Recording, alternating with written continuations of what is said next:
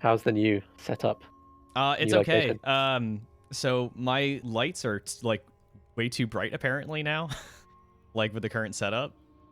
So this is like, unfortunately, my new haircut, quote haircut, makes it so there's a giant shining spot right here. So my I'll switch on over to that game. My lights are like at the lowest amount possible right now. It's the lowest amount possible, which my webcam does not like. um but I think I've got it. I have like the lights like pointing at each other.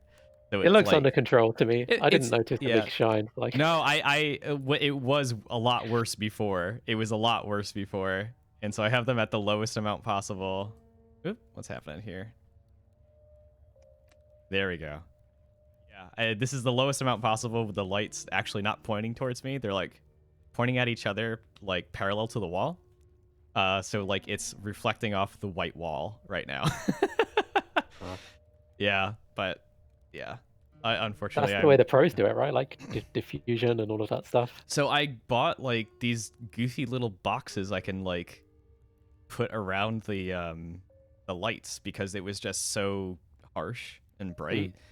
And it's still like, I mean, these are not real diffusers. They're just like weird boxes. But because I don't have room for that because I'm up against the wall again, so it doesn't really matter. But Okay, I'm more than happy with this. interesting All right. layout here, straight away. Yeah, 2 speed boosts, so only 1 character cannot be boosted. So, yeah. If you have a maxed out character like Maliv has right now, then you can have 2 extra characters get that speed boost, and you're not missing out on any utility. Yeah, I guess Millie's mostly picked characters who don't rely so much on being next to each other for formation stuff to work. Yep. I think 'Cause maybe there's- the only thing that I would have done slightly differently, I would have pushed that Berserker into, if not in one of those speed boost areas, then somewhere else in the same row as that, so they could definitely know that probably someone's going to be in that speed boost zone, so you can get in those tunnel vision charges pretty much immediately. No, it's all good. And Paul's chosen a setup where he's kind of got 2 separate little formations going on here, basically. Yes. Yeah, it looks like Paul's chemist can hop in between being speed boosted and being protected by the warrior as of right now. So we can definitely switch between like the main tank and the off tank here, between Shio and the warrior.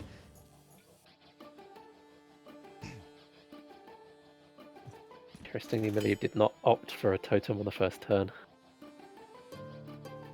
Trying to push people back in the turn order there. Didn't quite make it, but that's how Disruptor Blade works. Sometimes it works, sometimes it don't. Still really good for getting off stance charges and stuff like that. Activating stances is still just like super important in terms of utility, so. Yeah, I've still yet to find a, like, I've gotten close a couple of times, but I really want to figure out a good stance-based assist strategy, basically utilizing utilizing totem as much as possible, just because they're fast and they can get out that Disruptor Blade real quick, and hopefully that Disruptor Blade procs and pushes them back into the turn order yet again. It's really nice. Oh, I think I see what Maliv is doing here. Pushing them off of that tile, and that's why the Berserker is in the center there, which is actually really nice. Pushing them off of the speed boost tile, getting in that tunnel vision. I see what you're doing. It's good. I don't think you planned it poorly. I think that's pretty good. The only thing is, like, it depends on whether or not that Berserker is going to get a turn in before they can move into that center one, but it looks like we are A-okay. Thankfully, Paul did not choose many characters that can manipulate character positions. So aside from the warrior, because otherwise that Berserker would be in for a very bad time. Yeah, maybe some shenanigans with. Ooh, look at that. Look at that actual like protective kind of combo right there.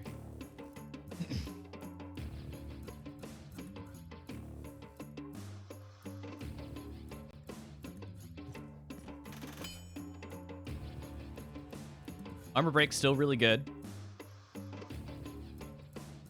but paid a little bit of a price for it.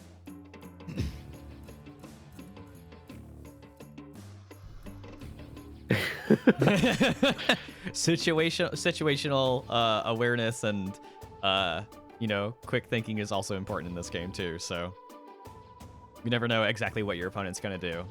Yeah, especially on a new layout. Like I've played this once or twice, and Yeah. I still haven't figured out the different ways you can kind of use this setup. Yeah, it's interesting. I feel like they both have something viable here. I think it would be interesting, Jason, if we moved the poison tile to the center one.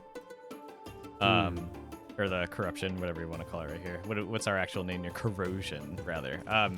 If we move that to the center, it would be a little bit easier for people to get pulled onto it. Because as it is right now, you kind of have to do like a 1-2 punch thing in order to get them like into the same row as the corrosion and then push them back.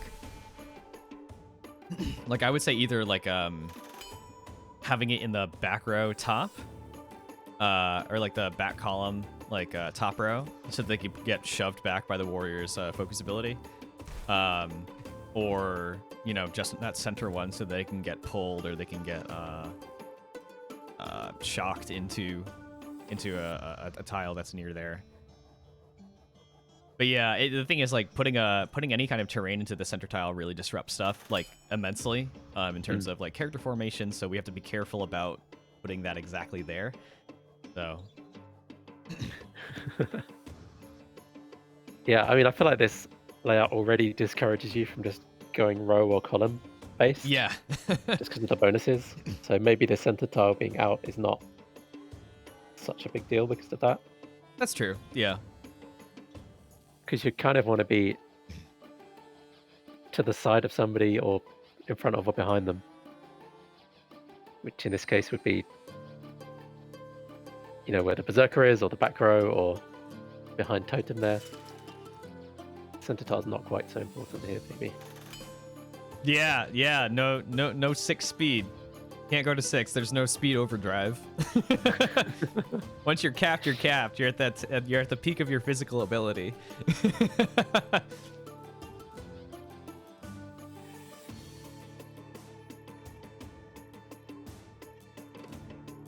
We've got to obey the laws of physics. Yeah.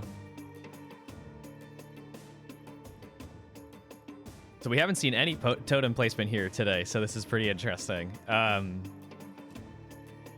Jason, you're like kind of the rules doctor here. Can the totem be placed on, say, like a speed tile or like a consumable spot, or is that okay, spot? That's actually an interesting question of what object should be allowed to stack. I believe you could put a totem on top of the speed tile, but probably not on top of the consumable heal, because it's... Gotcha. Basically, we have objects which are like flat to the ground and objects which like kind of take up space. Yep. So it more or less works like visually how you'd expect it, I would say. Okay, cool. Like a trap has dimension to it, so you can't have like a heal and a trap. Can you put the totem on a corrosion tile? Is that possible? Yes, I'm pretty sure you can, yeah. Okay, whoa! Look at that. Easy there, Paul. Gosh. Woof. That's brutal. Berserker's done. From out of nowhere, just absolutely, completely changing the game here. So is Maliv going to take out Shio? I mean, if Shio gets another turn, then they can get out a heal, bring that warrior back up. The thing is, that Sentinel. Ooh, I don't know how much damage that's gonna do. That should do enough damage though, right now, right? If they're in the shock stance, because they've got one. It should just do it. Yeah, there we go. See, that should just do it. There we go.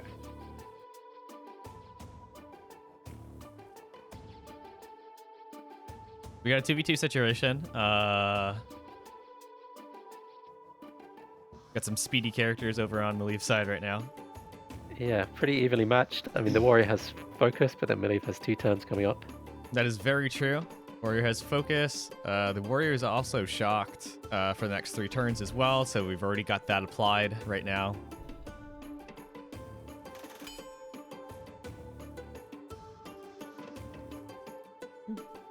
Looks like the warrior is going to dish out some real decent damage pretty soon.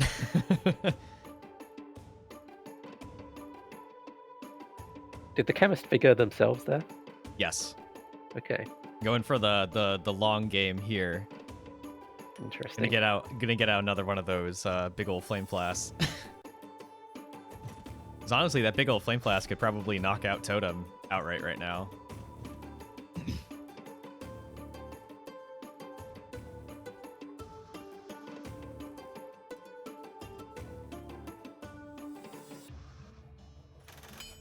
However, Maleev is opting to try to take out that warrior as soon as possible.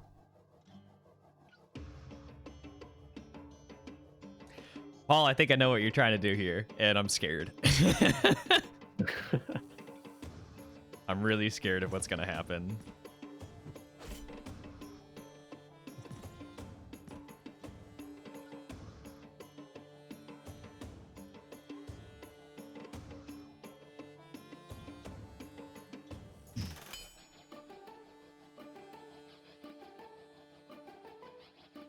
Yeah, it does some decent damage when that shock is on there.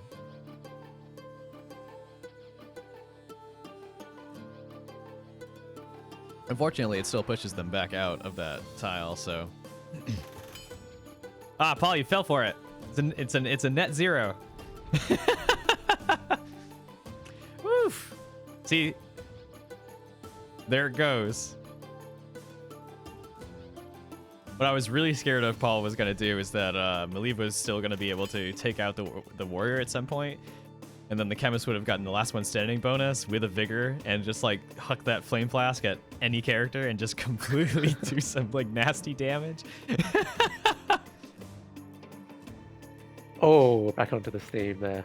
Back onto the steam. So it's all as planned. They're going to get back on the steam at some point.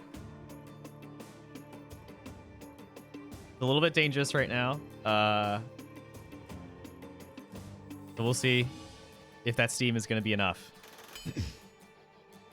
Because as of right now, it looks like Paul is locked into utilizing the warrior as a support character to the chemist.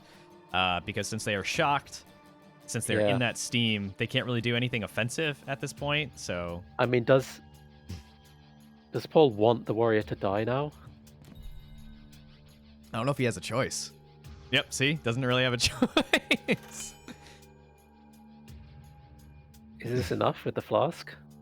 It might be. We'll see.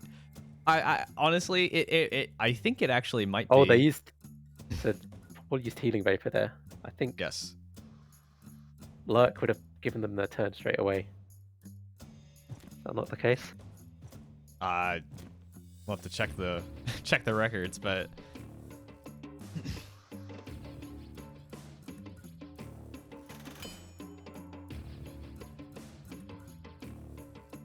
Now the question is Paul going to use that flame flask now, or is he going to save some time and use and vigor potion up?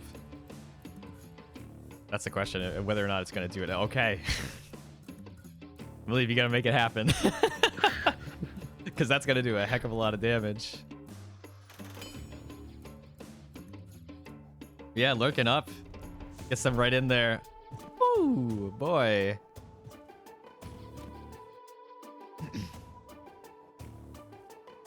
Oof. Thing is, once Maleev moves out of there, Paul's gonna have to focus up at least one turn to do any damage output. So the real question is Maleev going to be able to eke out enough damage in that amount of time? Because that's 8 damage, but Yeah, that's not enough. I don't know if that's gonna be enough. I think you're gonna be off by 4 points of damage. It looks like.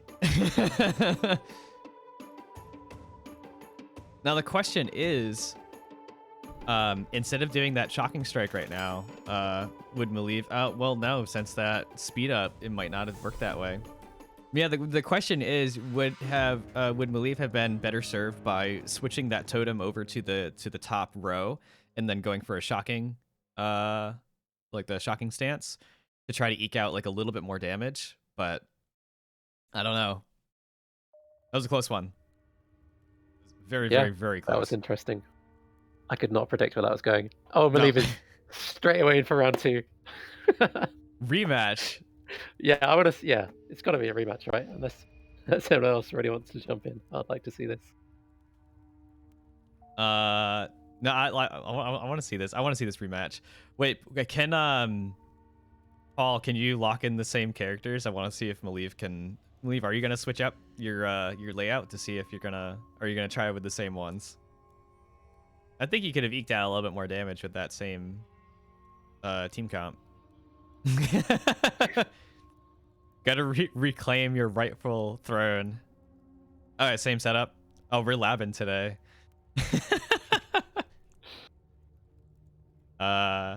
We gotta have someone who can beat Warwicks.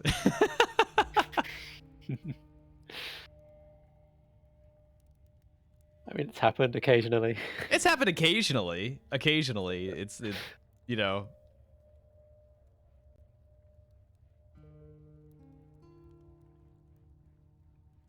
Man. Yes, you have done it before. People have beaten Warwicks, on occasion. I think Warwicks does still hold the title for the highest number of tournaments walked away with the with the #1 slot, but Yeah, Maliv did shake things up, though. Yep, Maliv shake When things she up. entered the scene. Yep, definitely. We had the one-hit wonder of Exordium jumping in and completely clobbering Warwicks from out of nowhere, and then back into the sunset. I'll have to see if I can get Exordium back in at some point.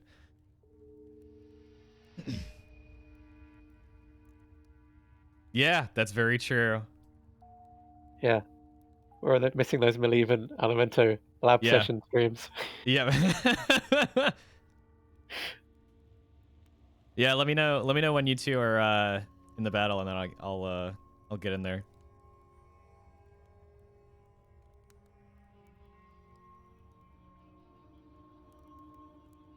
Awesome. Whew. Wow, I don't have caffeine that much, and I'm just like ready to go. Oh man.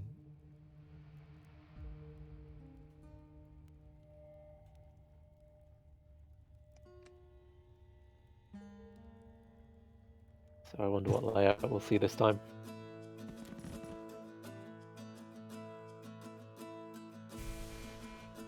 All right, a little bit of an inverse of the last one with only one speed terrain piece, but 2 corrosions.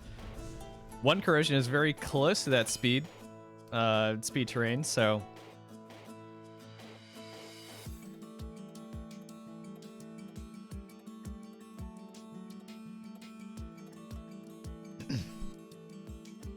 yeah, so slightly different situation here. The same character layout, but Maliv already trying to get that Disruptor Blade in there. Getting a full combo in. Oh, get all those characters out of there. They're all stacked up. A big dog pile right in the beginning of the match.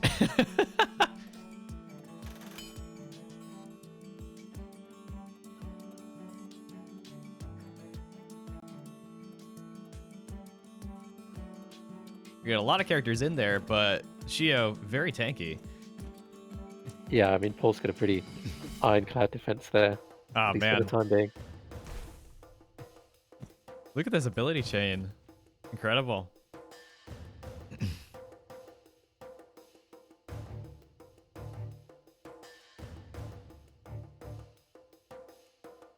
So remember when we changed the guard stances to have the guarding character actually hop back Yes.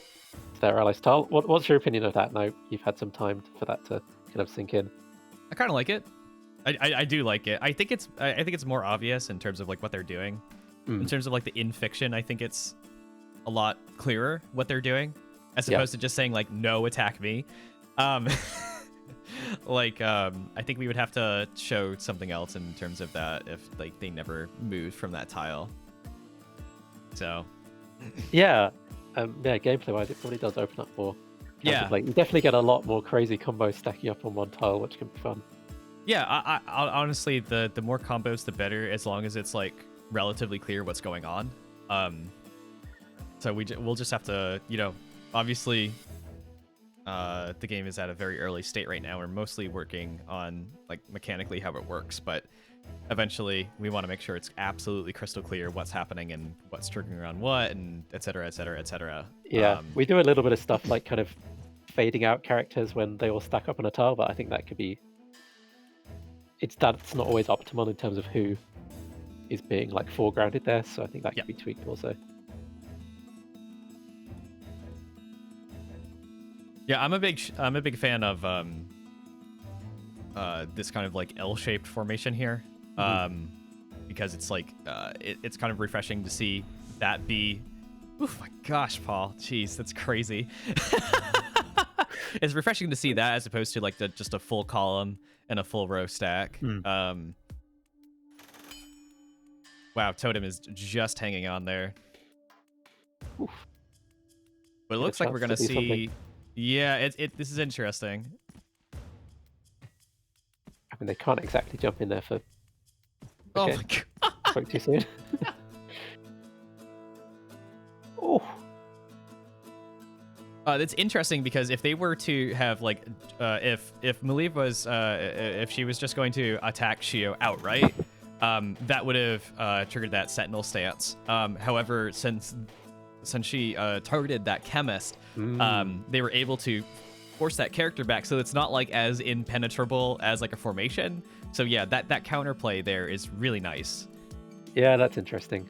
I feel like this is such a good formation in that it's kind of defensively pretty ironclad and also punishes people with Sentinel, but it has an expiration date, right? Because Totem Shio's going to get ground down in a couple of turns. I think that's kind of the point of like the design for Shio anyway. Shio was never designed to be just an impenetrable wall for forever. They were supposed to be pretty good for like a short-term like stand-in, basically.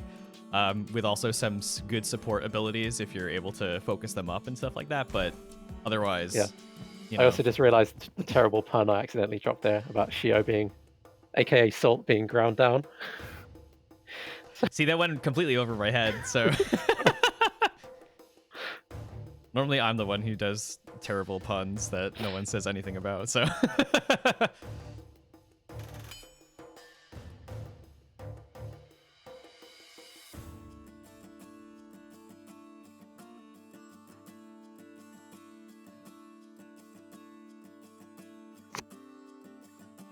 All right. Focusing up there. No, it's interesting. Like the Chems is such a powerful character in very, deliberate, like in very specific circumstances. But they struggle with getting in a little bit of chip damage here and there when your opponent is down to like X amount of health. Like, see, like Totem not being at 0, like just being at 2 health is just enough to get in like this huge combo that is super useful. I mean, that's kind of like the crux of like how a lot of characters work in a lot of games where they're at full capacity for their damage output, no matter if they're at 1 or 100% health. So like, especially in a game like this where those breakpoints are super important, a character not being able to just get out a little bit of damage like severely limits their damage potential. But yeah, the chemist hits like a truck if you're able to focus them up, but otherwise they're kind of limited and just activating those support abilities or just knocking out a character that just has a sliver of health left. Yeah, I'm so pleased that way back when we switched out our kind of mana point system where you'd slowly accrue mana for this whole focus. Hey man, you You gotta either have cycle through focus or you some don't. options. Yeah, because you know, one turn with some combos and what we just saw there with Totem can make such a difference that it's enough. Like having one turn to charge up creates these cycles and rhythms, Yep. even all on its own like that.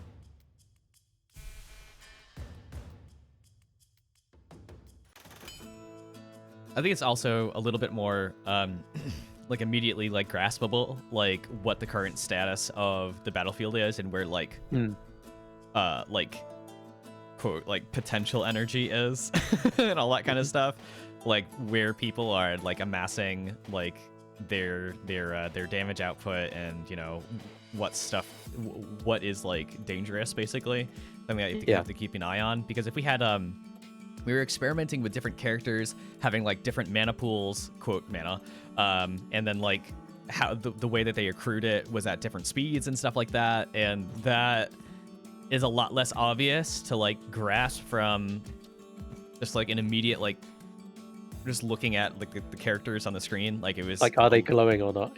Yeah, like for here it's like a lot more obvious where it's just like, okay, this character is focused up, like they've got some, you know, they watch out for that character. And before it was more just like, all right, do they have enough mana? I don't know. And then like every character gets mana at a different rate, and it was a lot more difficult to figure out what was like immediately a threat. Yeah. One thing I haven't seen used much is the warrior's focus nullification thing. Yeah. I feel like that doesn't get a huge amount of play. I mean, I've used it. I've definitely it's like it's really good in very specific circumstances, and I think that's okay because the warrior has so much utility in other areas that they excel at so many other things that it's okay to have an ability that is not like 100% like viable all the time. Yeah. I wonder if it's also because certain characters tend to focus more than others, right? Like the chemist obviously focuses often, and the chemist is often paired with the warrior. Yeah. Whereas some of the opposing lineups, you might see like what Menleaf had here, and maybe less inclined to focus. Yeah, I mean, I think something that players need to figure out when they get down, when they start a match, is to figure out, okay, in an ideal circumstance, like if we get down to a 1v1, what character do I want fighting off against another character? And if you can get like your warrior against like a chemist at down at the 1v1 like circumstance, no matter what health your warrior is, if you're able to, you know, use that ability to cut off their focus every single turn, the chemist can't really do much.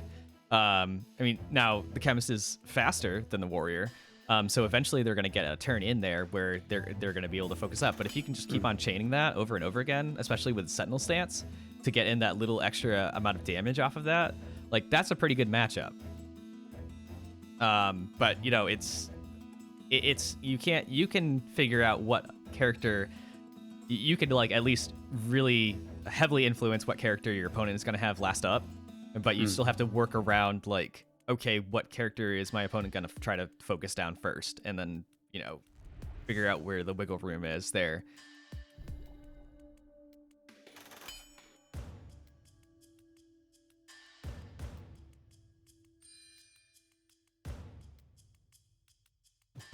A tense situation right now. Yeah, I'm trying to figure out, does Paul have options here? Well, Paul's got a couple of good options. That's one. Thing is, that's gonna get in some chip damage there, so Maliv is gonna have to figure out exactly which character to knock out first, because otherwise they're gonna have she's gonna have a little bit of an issue. Because yeah, it's just one flame flask away from being absolutely from being taken out of the game. So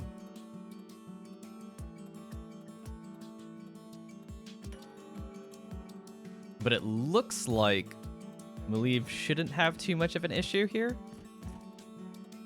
Shouldn't. But we'll see what happens. Yeah, it looks like the warrior now has has been shocked. That only does 4 damage as of right now, so that's not going to quite knock out that warrior if they do anything on the offensive front.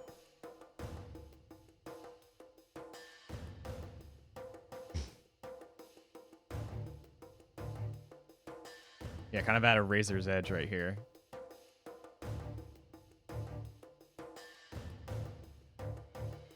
Wonder if there was a way to knock out that warrior early.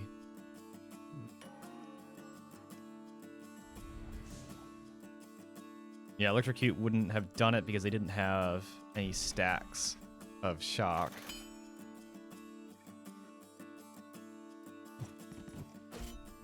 Woo! Yeah, they're down to 1 right now, so that's a little bit rough.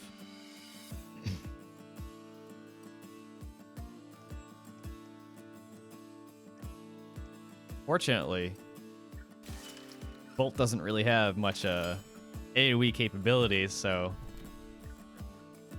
Oh, and that's gonna do it. Oh, there we go. Well, that trickery right there. Yeah, Chemist with max speed is scary. It's very scary. Wow, 4 health. We got it down really low that time. Yeah, that was super close. Very tense. Yet again, I could not predict where that was going to go. Yep. That was so close, man. Wildly different teams as well. Like totally different comps. Yeah, definitely. I wonder if how the engineer fares against that team comp, especially on that like layout, because being able to pull off of people from speed boosts and like pulling them into like poison and stuff like that could really be a huge threat. Instead of totem, you mean? Yeah, I think instead of totem because totem, most of their round 3. Sorry. Yeah. Best of 5? No. Because totem really they get a lot of utility out of getting placing their totem down, but like if you're, I mean, I understand using totem for how fast they are, and occasionally getting a disruptor blade charge in there, but I wonder if you can get almost the same utility out of pulling people around. So no, Relief, please. Relief, get in there.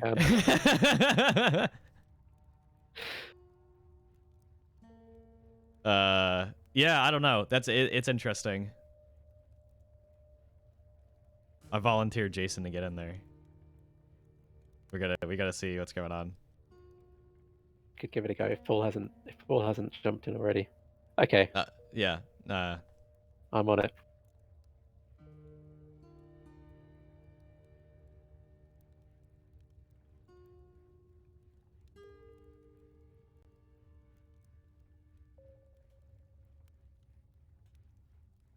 Leaf, I like your new new server icon.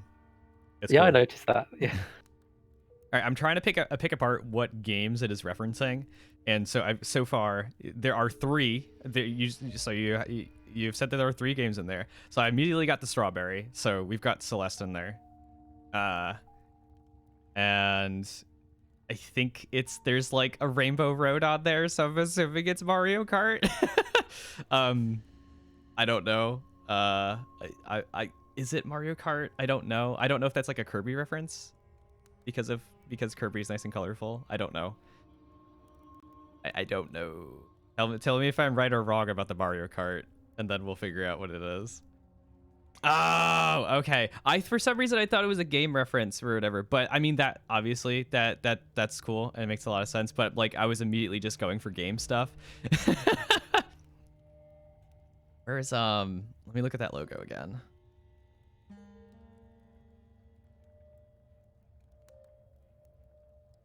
There's like a little thing like way in the top like upper right quadrant that I don't know what it is, but I can't pick it apart. It's pink. So I want to say it's a Kirby, but it doesn't actually look like a Kirby. I know. I'm trying so hard, but I can't figure it out. I guess it'll just have to be a mystery until I figure it out at some point.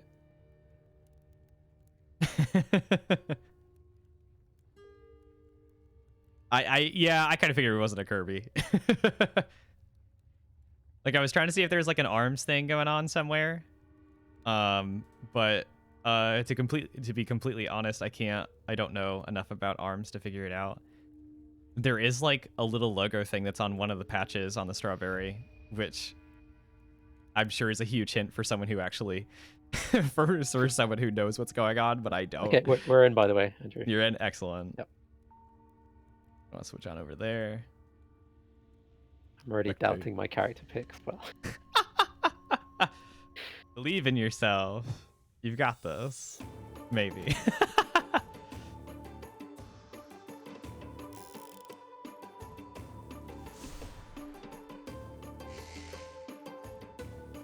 Yeah, I'm curious how you're gonna use the chemist in this one, Jason. I'm not doubting your pick. I'm just curious how this is gonna go. And if you're gonna use that to make a slow character fast, that is a good that is a good thing.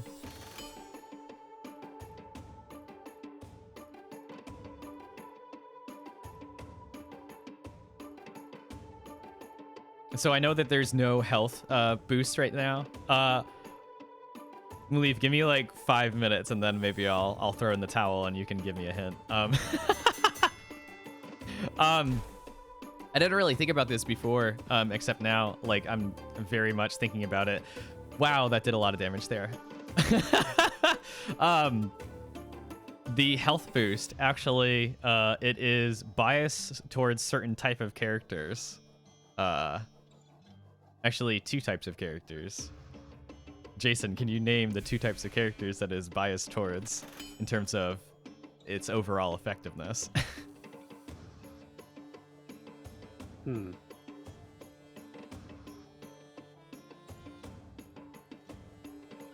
don't know. I'm not seeing this. Like, okay, so the health boost is biased towards higher armor characters because it is in effect more health overall.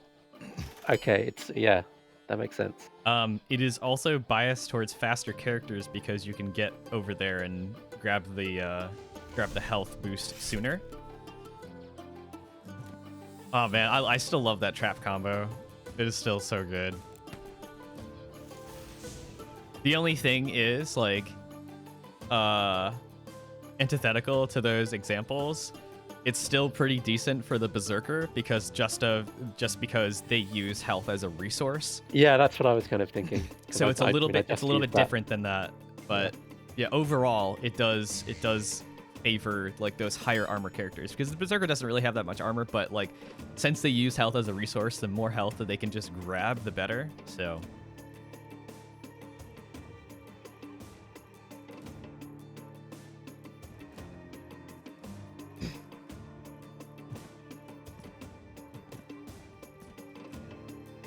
oh, Jason, that don't look good.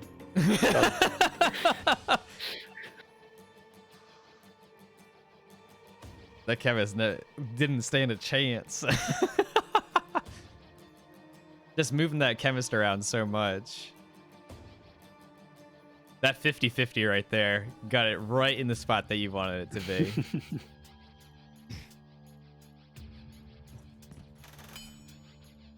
The thing is, I think there was much more than a 50-50 to get the chemist into a like a poison tile or a corrosion tile, actually, depending on like turn order manipulation. Could have done electrocute first, and then get it into like either the corrosion immediately, or you could have gone to the bottom or the right. If we just had like the arm hook first and just immediately into the corrosion, like, so I believe actually had like a relatively high amount of control over the situation there. Yeah, I mean, any game with RNG, you want to have situations where you can really hedge your bets on what you want to happen. So you can manipulate that RNG so it doesn't matter as much. You still get what you want, but maybe not. So it's good to have like extra options to get them in there. Get that little extra bit of utility out of the chemist real quick. I see what you're doing, Jason.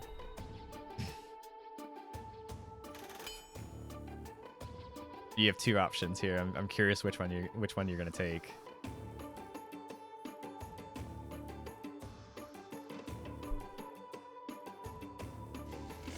Oh crap! Yeah, yeah. You knew what I was going for there, right? Yeah, just to take him out of the turn order so he doesn't get that one last turn out. Because the other option would have been to obviously pull the ranger into the poison, but Well, I wanted to have the engineer die on the speed up. Yeah, he just took a little bit too much damage there, unfortunately. That would have been real cool though.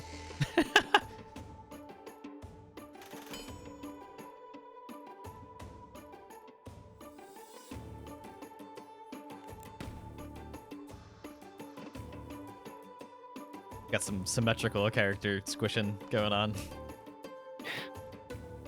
Technical terms.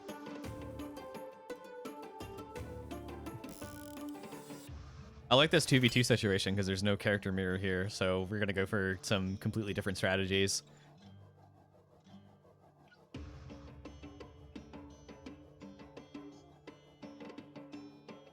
I just thought about something.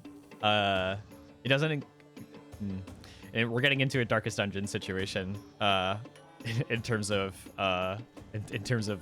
knocked out characters, but I wonder if there's any situation where it would be nice to be able to manipulate knocked out characters and positions.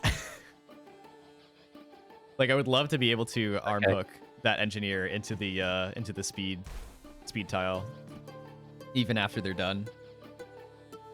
Actually, Jason, do you think it would just be a situation where no matter if the character gets knocked out, they can still get pulled after they I know logically they take damage then they get pulled, or do you think it's a situation where that could be done? Yeah. Do you think it'd be either they can just get pulled first and then they take damage? We could do that. Because I think that's what people would want to do. They're yeah, I'm gonna pull them into there and I'm gonna knock them out, as opposed to yeah, I'm gonna do damage and then if they're still alive they're gonna get pulled. Yeah, I think you're right. I mean, that should be. Is that a simple fix, or is that something that's a little easy? Bit more... Yeah, I mean, it's just sort of configured one way rather than the other, but yeah, it seems more intuitive. Engineer buff incoming. It could also allow you to pull corpses, that could be. Yeah, it's interesting. Is that a little bit more difficult though? Because I don't know if we have any interactability with corpses at this point. Actually, they're not, Jason. They're not corpses. They're knocked out. They're not dead. Sorry. They're You're gonna be nice to these characters.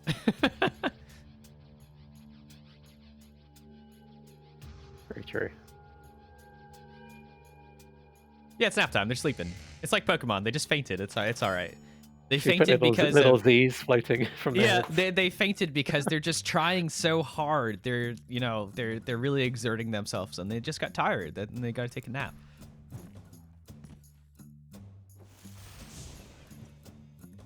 It's funny when you think about different games and stuff like that, the brutality of Pokemon without when you you don't even think about it. It's just oh, my Pokemon has been poisoned and they've been suplexed and body slammed and I mean, the whole principle of yeah, it's yeah. The principle is kind of messed up, but they're just so cute, they're they couldn't ever couldn't ever possibly take any real damage,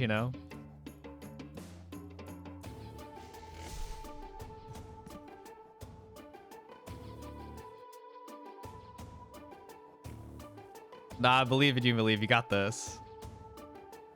You just gotta take out that engineer, and then the berserker can't get tunnel vision anymore.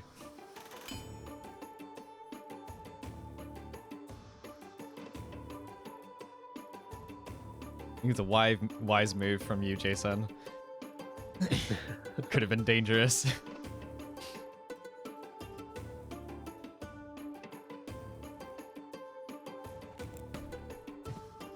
Ooh.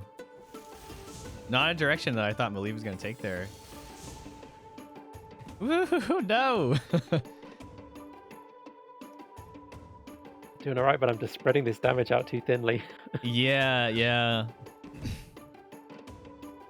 I think what Malieve was going for right there was trying to get the engineer to get in those stance triggers so they can get hit by the shock damage more. It's pretty much doing the trick almost right now.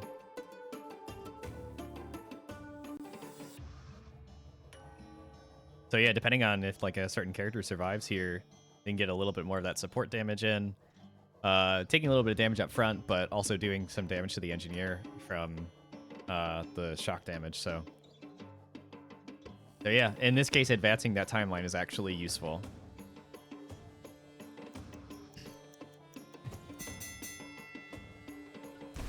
Oh, Oh, what? Oh, them's the brakes. Well, almost.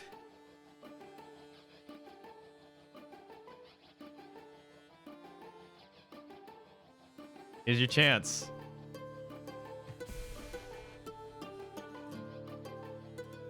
Is this your chance, Malieve? Here we go.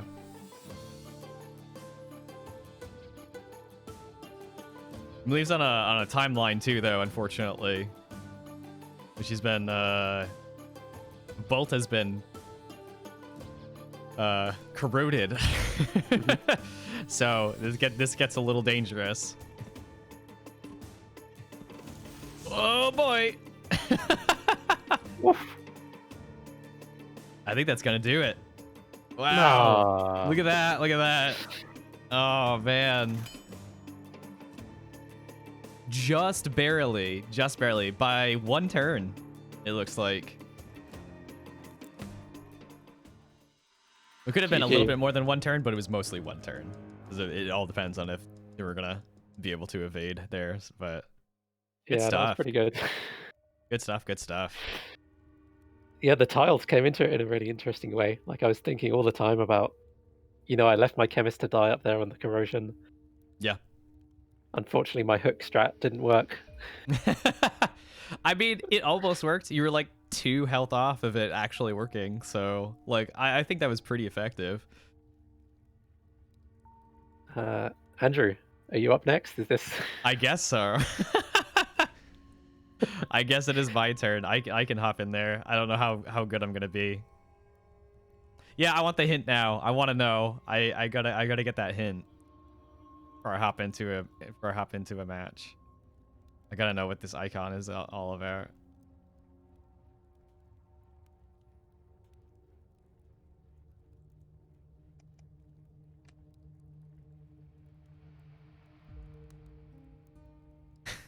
Well, I know it's not okay. I was gonna say I know it's not Kirby because you told me it wasn't Kirby. Oh, specific game. That's not fair. Specific game, background element. Oh, I don't know. I'll have to think about it for a while. I'll have to think about it. All right. I've submitted a dual link into the Fight Club.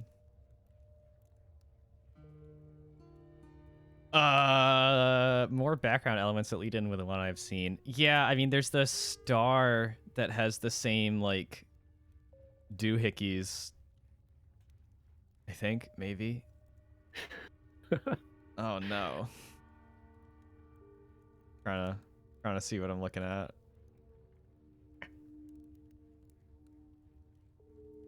We're gonna still do featured layouts. Why not? I feel like being spooky. How long do we leave the jack-o'-lanterns in there? Until someone says to remove them. Relieve, can we be on the graveyard?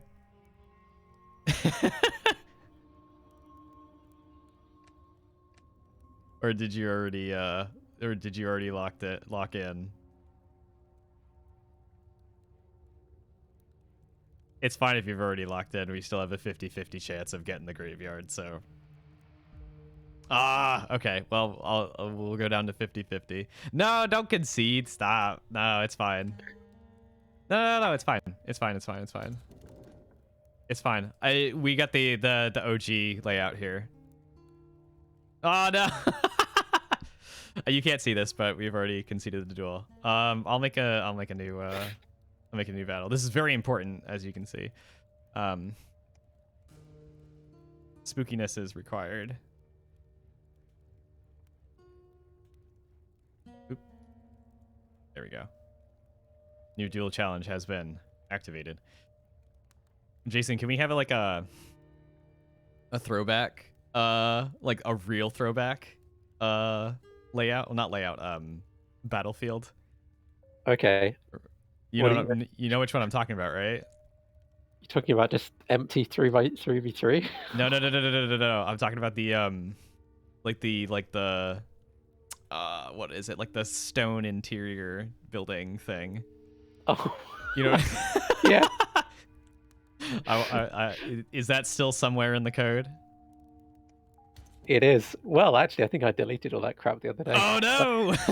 Although I think I can recreate that without too much effort. Oh man. So the very original demo, when I was kind of recruiting Andrew and Paul onto the team, was just like this stone box, like dungeon room type thing. Yeah. The battle took place. Where did that stone tile asset come from? I want to say it was like a Minecraft texture pack or something. It wasn't even pixel art. It was like a. Was it really just low res kind of stuff, and you just like slap the texture on, or? Yeah, basically. I mean, it's pixel art. At some point, once it gets low enough res, it's it's fine. Oh man. What do I want to do here? Okay, so we've got consumable heal and we got a speed boost. So I think what I want to do here.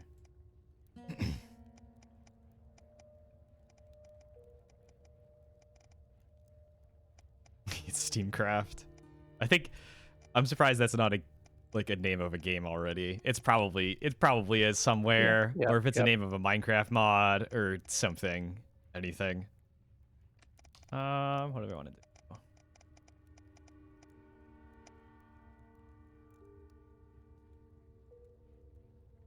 I'm just gonna pick an oddball team because I want to. Actually, this is not too much of an oddball team. This is kind of like a established strat in some circumstances, but not necessarily in this one. Free-to-play game. Steamcraft. All the crafts. Minecraft, Warcraft, Steamcraft. Steamhounds craft.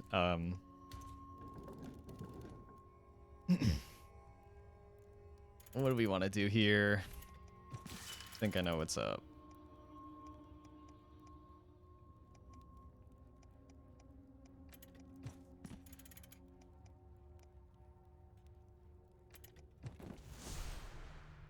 Time to protect.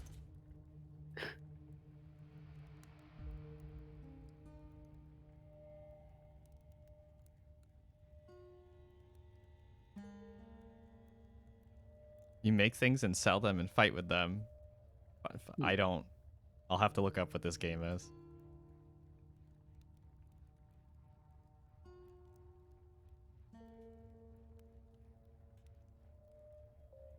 Andrew, have you watched The Queen's Gambit yet on Netflix? No, I don't know what that is at all. It's the new drama, like limited series about a chess prodigy. Oh gosh. It's really good. Oh, okay. It's really goddamn good. I'll have to ask my dad if he's watched that because he likes a lot of it's like top rated thing on Netflix right now. Is it really? Okay. Yeah. I thing is, like, I watch very little like new stuff that comes out, unfortunately. It's really hard for me to for that to grasp my attention, but yeah. Is it a mini series? Is it a movie? Is it a it's a mini series. It's like 7 episodes or something like that. Okay, cool.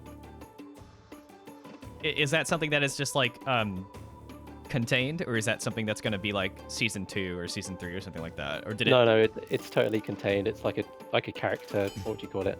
Character study kind of. Oh, that's cool. I like those. I like stuff that's like contained and stuff like that. Like I don't like series that go on for like forever. No, it's based on a novel about like one character's arc, basically. Okay. Is it based on like a real life person? Is that like a Kasparov kind of? Kasparov was like the consultant for it, so he did all the like checks. Oh, okay. It's like an amalgam because it's a woman who becomes like she's like it's kind of based on Bobby Fischer. Like in the 60s again when the Soviets were like super dominating. Sure. Except it's like a young woman instead, so you've got that whole angle to it as well. Obviously the things she faces because of that, as well as just the whole general like sports prodigy kind of arc. So is it set in the 60s? Yeah. Okay, cool. Super stylish, like all the sets and all the like the costumes and stuff are pretty awesome. Very like sumptuous. Oh, okay, cool. Visually really cool.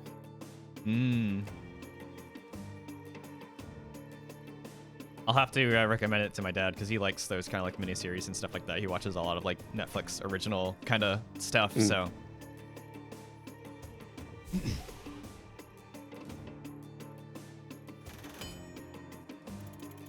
All right, what are we doing here? Well, I think what I want to do. Actually, we're just gonna do this. Yeah, that's what we're gonna do. Interesting.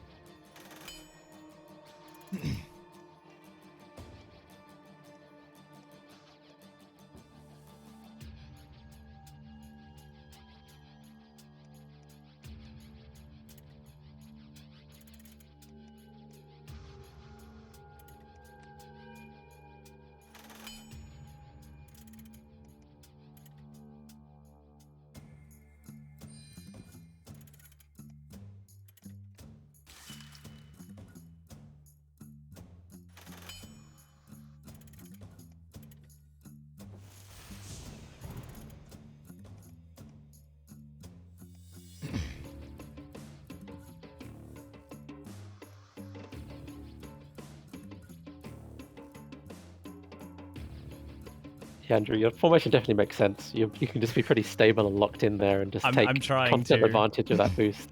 The problem with this is that I need to move that warrior around on occasion. So it's not always ideal, unfortunately. Oh, man. Yeah, we're just going to do this. Yeah, it's not always ideal. Eventually, I'm going to have to break that formation, but we'll get there eventually.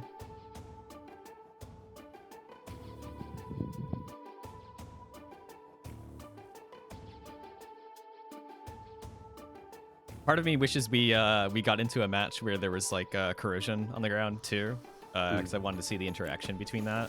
But hey, yeah, that's what I wanted to see. Don't you dare attack with that ranger! Gotta get off of that tile. Oh no, you're gonna stay there. All right.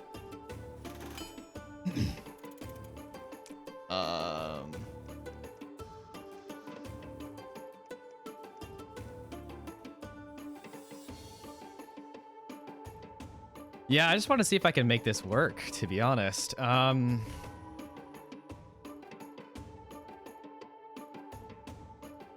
all right, what are we gonna do?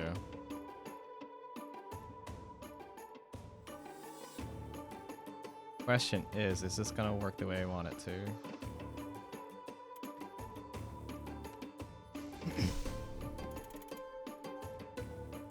That didn't really do much, unfortunately, but hey, whatever.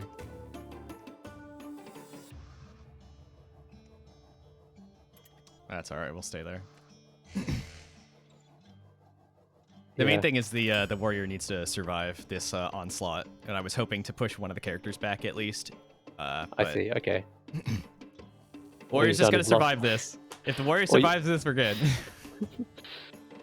All you've done is lost your return fire on the ranger, effectively. I know. I needed to get that ranger out, but it didn't quite work the way I wanted it to, unfortunately. So, I mean, it happens. Stop delaying turn. It makes me nervous. It means they're up to something. It means they've got something up their sleeve. Oh no, and I know what it is, but I don't like it. Berserker's gonna pay the price, though.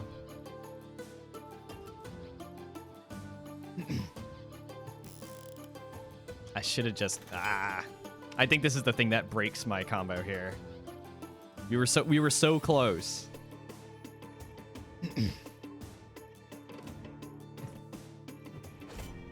Yeah, he's definitely gonna pay for it. Oh no! Oh, we are very close now. Now I'm in a dangerous position, because in order for my formation to be useful, I definitely need to focus up, but unfortunately that's not really a thing I can do super well, so we're gonna have to switch into off-tank mode here, switch up the strategy slightly. You've got no fatigue. Yeah, I've got no fatigue right now, but you've got a lot of combo potential going on, so it's gonna start to hit that character a lot. Yeah, I mean, if that warrior survived, this game would be completely different, but oh man, okay, this might actually work out in my favor. I think that just hit the break point right there, because now I can mostly take out that ranger without too much of an issue. The question is, how do I want to take out this ranger? Oh boy, how do I want to do this? No, we can't afford to do that. We're just gonna have to get in there. We're just gonna have to get in there. And then deal with it for the most part.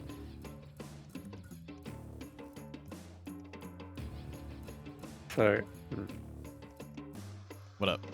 I don't know. I was gonna drop an idea there. I don't know. You don't want to give me any ideas? Exactly. I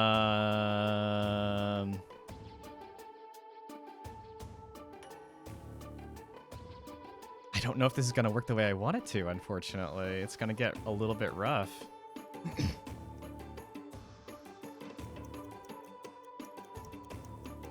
Ah, geez, we're just going to have to do this. Get in there. There's a reason why I'm doing this. It might not be completely obvious. That's what I was going to say. It might not be completely obvious, but there is a reason.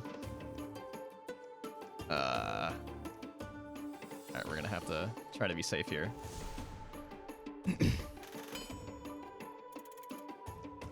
Yeah, it would have been a little rough, I think, unfortunately. But hey, what are you gonna do?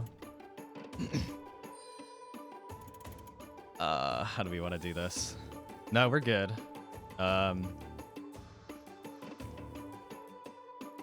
we're just gonna stay where I am because I need that defense boost. Because right now I have to be very careful with how I attack that berserker.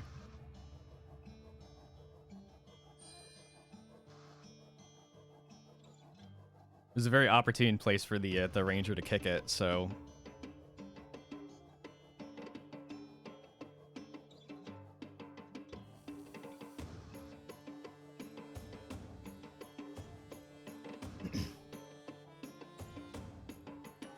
Who are you gonna smack with that?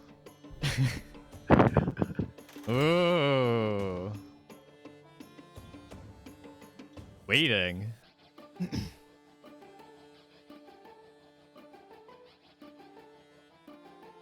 Yeah, the alternative was gonna try to pin the berserker, but since Maleev has the darn that chemist in oh no. Stop. Since Maleev had that chemist right behind the berserker, then they could have just like cycled the turn basically.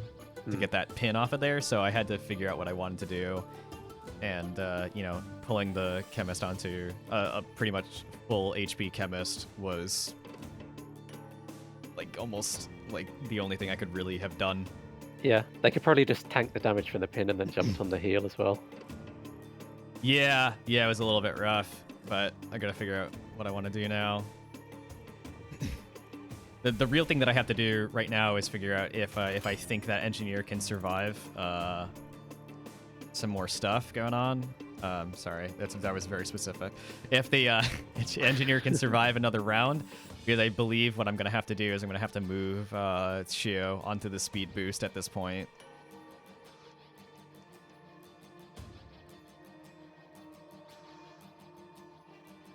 I think what needs to happen here... Yeah, we're gonna have to do this. I'm sorry, but this is what's gonna have to happen.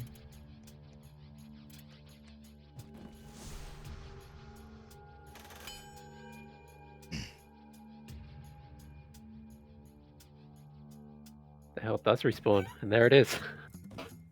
There it is. Yeah, it eventually respawns. How many rounds is it, Jason? Does it say on there? I think it's 6. We might wanna like, I wonder if there's a thing. Well, no, because it doesn't say rounds till respawn. So I wonder if we can just put somewhere like respawns in 6 rounds or something like that.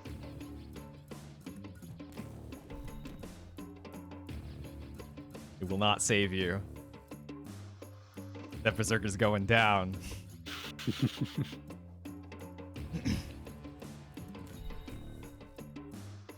Oh, come on. You don't want me to, Oh, jeez, that's like... You know that's enough. That's gonna be enough. Alright, we gotta do this now before things get out of hand. Okay, so... What we need to do now is get here, get fast. And we've got to start making sure that you don't pick up any health. And just keep you there. In the eventual situation that you do get some damage off, you'll take some damage from that as well. And we're just gonna... Well, that's 7 to 9, and if I wait, that's gonna be more, so we're actually going to focus up.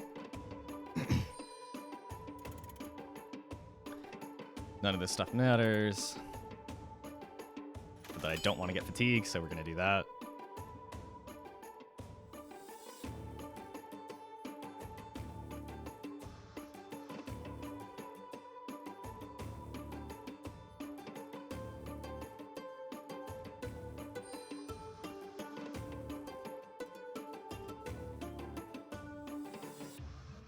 Focus seemed inevitable there.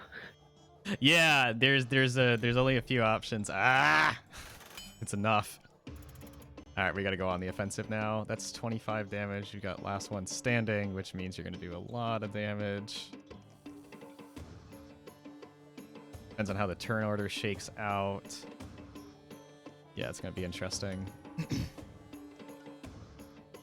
think we need to start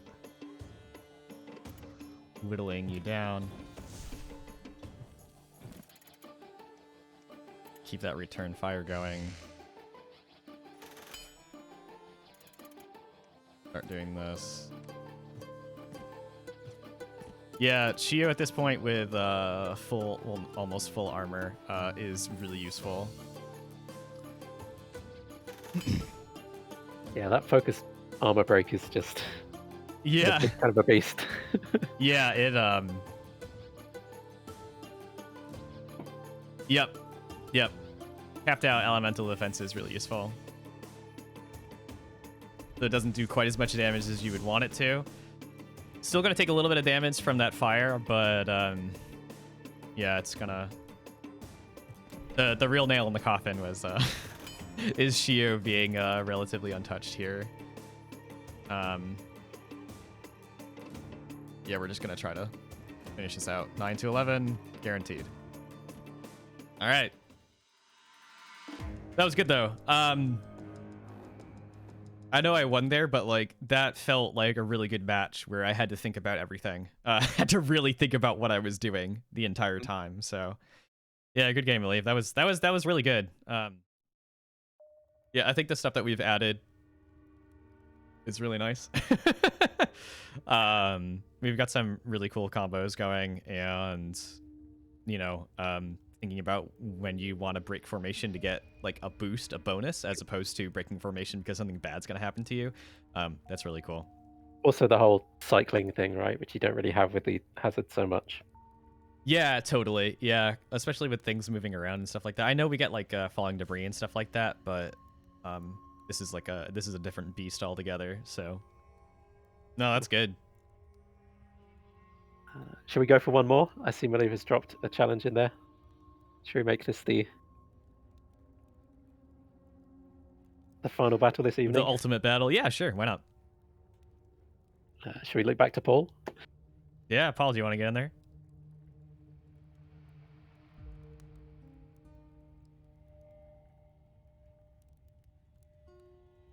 And ultimate. That's the second to last one, right? Is that how that works?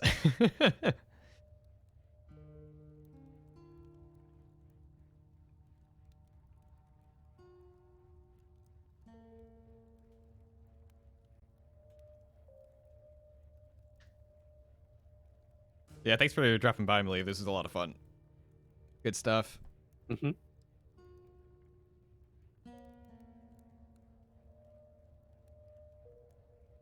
Got a head start on practice for Warwick's next time. Yeah, exactly.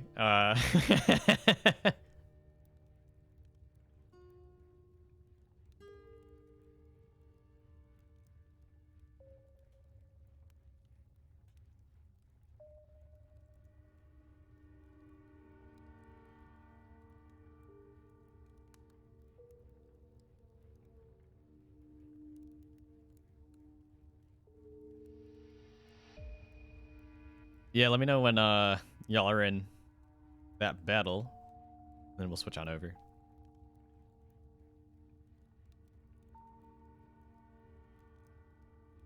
All right. Okay.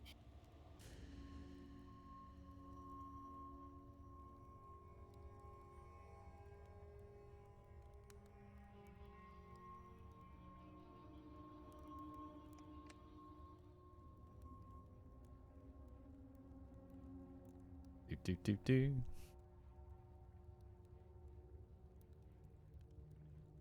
Jason, want to hear about a really hilarious audio gremlin that's happening right now?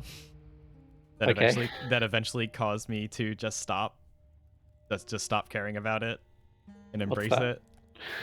So I've got in like an audio switcher kind of thing, a passive audio box that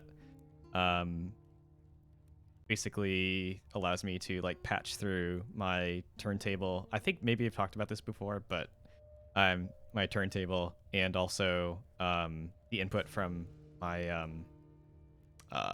my audio interface as well. Yeah.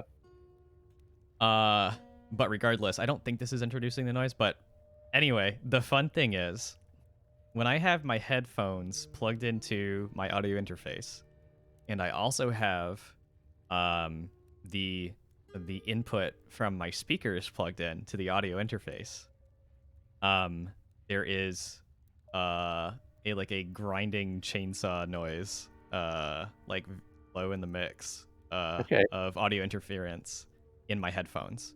It's not in the speakers though. When I unplug the cables for the speakers out of my audio interface, disappears from my headphones completely.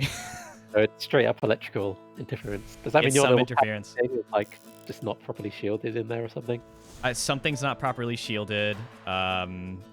It's weird. I think there's noise coming from like my screens that are giving off some kind of RF interference or some kind of interference, and it's messing with some stuff. So I eventually gave up because I couldn't figure out how to jump around that, basically. So now whenever I'm wearing my headphones, I just reach over here. See, it's so easy. I just pull out the cables. The use case scenario for having my speakers on and my headphones on is like 0.1% chance that I'm gonna need to do that in any period of time. So I'm just like, oh, whatever. Yeah. All right, look at this. 2 health pickups. We got half cover. We got corrosion. This is great. I love this. This is chaos. But yeah, so I thought, I didn't know. I thought it was like a grounding issue at some point. And plus, I consistently like lose power all the time here whenever it like rains really hard or we get any kind of precipitation or something. So I finally caved in and got an uninterruptible power supply. So I finally caved in because I'm just like, I gotta get this. I've you know, my computer has not gracefully shut down many times and I just can't, I don't want to lose it. So I finally did it. So I'm like, oh, maybe this will fix the grounding issue or whatever. Maybe there's some filters on the UPS that'll fix it. Nah, that's not how that works. I was really hoping it would just magically go away, but it's all right. But at least now that if I lose power randomly, I'll have at least like 20 minutes before I have to shut everything down. So it's good. So the stream won't drop out. Well, the stream will drop out because I don't have my router connected to a UPS right now. Okay. The place that the router is positioned in the apartment, I would have to buy its own UPS, unfortunately, because it just doesn't reach. So Bolt's not looking too good. No, Bolt's not looking too good. Potentially their final turn here. What could they do with it? Well, it looks like Bolt's definitely going to need to get that health pickup. Otherwise, you know, they're going to get picked apart by any kind of attack here. Yep. The other thing that they can do is they can be protected by the warrior, because we do have all 3 characters on Paul's side available to, you know, for some repositioning. But unfortunately, Bolt won't be able to pick up that health pickup right there. So they're gonna have to. Paul's gonna have to make a choice here. Do some quick math. Some quick math. What's worth it? I wonder if Paul's gonna switch over to a Sentinel stance to also pick that up. Oh man, it looks like Bolt might be in luck if Bolt can survive for that long. There's a lot of turns before Bolt can go again, but if they can survive, they can pick up some additional health. But that's a lot of characters. Yeah, that's true, and then again, you're putting yourself in the line of fire of the arm hook. Yeah, that's definitely true. Yeah, it looks like Paul's going to have to try to pick apart some character somewhere. Unfortunately, attacking the Berserker with a Warrior is not really ideal right now. We're going to pick up that poison debuff. Yeah, don't forget that's how that works. I've done that. Yeah, it's rather unfortunate. Paul locking out that half cover. The really ideal placement for that. Definitely opening up themselves for the opportunity to do a big system overload to knock out some characters eventually. Refreshing that that poison though, but it's probably worth it to try and knock out Bolt.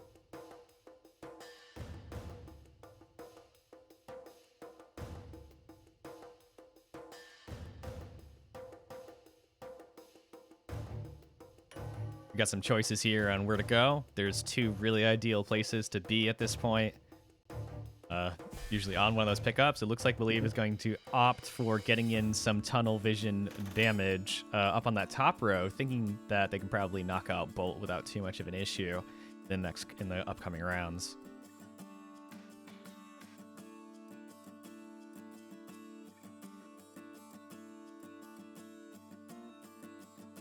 Yeah, it's possible. I don't know if they'll be able to take Bolt out and make use of tunnel vision.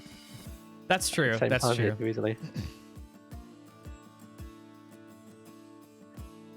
I mean, considering that the Berserker is relatively slow, actually, the way that things are shaping up, it looks like she's going to have an issue getting out that tunnel vision. Because it looks like, what do they got? She has 1 round with the Engineer. And unfortunately, that's about it. Before the Berserker can go again, or before Bolt can move. Looks like everyone's going to be able to mostly move out of the way, except for that Warrior, before getting hit at this point. Yeah, Maleev's really going to have to knock out Bolt pretty soon. And her only real opportunity to do that is with the Engineer. Not sure if that's going to be enough damage, unfortunately. Yeah, I mean, the arm hook isn't going to work because arm hook won't work, so yeah, it's going to have to be armor break, and that doesn't really necessarily do a heck of a lot of damage. Also, unfortunately, the Ranger is in evasive stance and not supporting the Engineer, so I'm not exactly sure if that's going to be enough. We are very close. It looks like there is a ramp. Excuse me. There is a bleed chance, so it's gonna be a slight issue, but still at 2 health here. Yeah, that system overload really did really did some damage there. Still spread out, so Berserker is hanging in there by a thread. It looks like Berserker will survive for a couple more rounds. Just looking at the turn order situation right here. Well, maybe. Depends on what Bolt's gonna do, probably. They are poisoned as well, right? Yep, also poisoned. They've got a smorgasbord of status effect here. They are shocked, they are poisoned, so Berserker has to be really careful what they're gonna do. Really stacking those status effects up on Maleev's side here.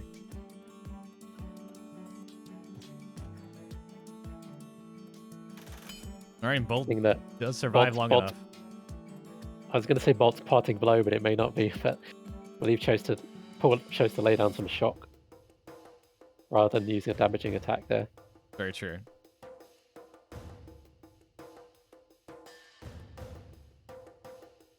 I'm sure the math works out as that being the best move. Yep.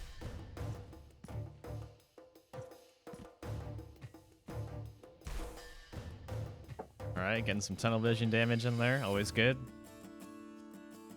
Cashing in before the Berserker checks out.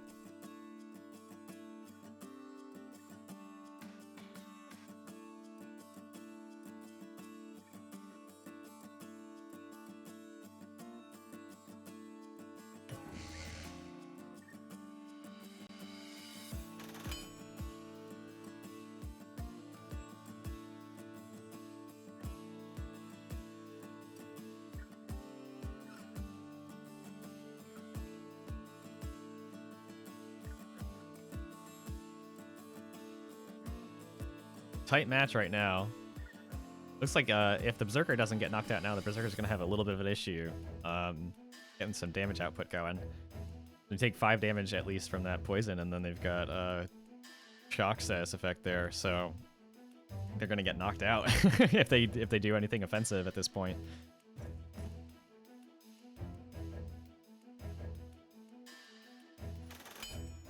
One health. Yeah, they really don't have anything else. I mean, they can always just move. Yeah, they can move on to that healing and then switch over to tunnel vision to, try to get some damage output maybe from something. Can they? But I mean, I suppose they could focus. Yeah, they could focus up to not deal any damage at this point.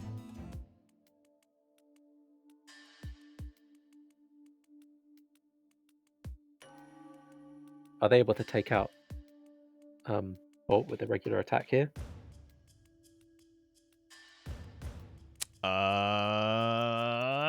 Maybe, I don't know.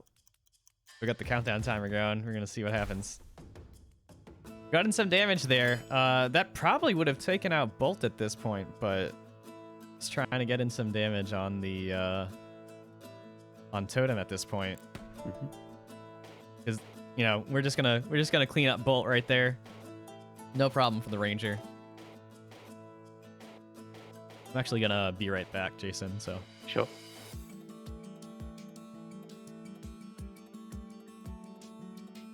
So Ranger's next turn coming back around before the Engineer.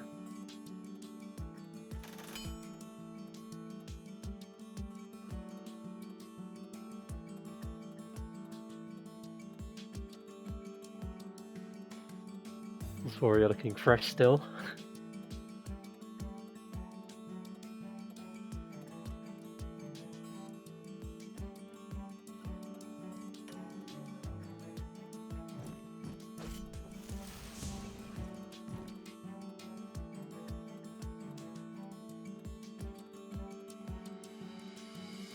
Turn fire not grinding them down too much.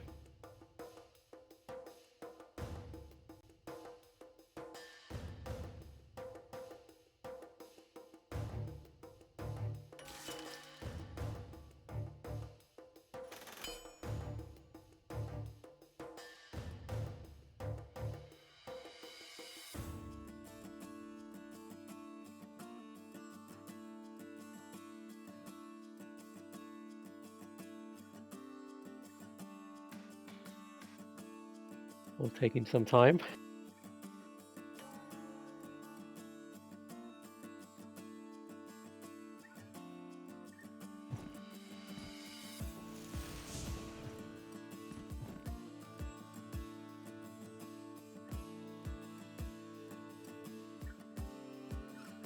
Opting to strike. Engineer. Toto now has another turn up before NG. And scoops the heal quickly.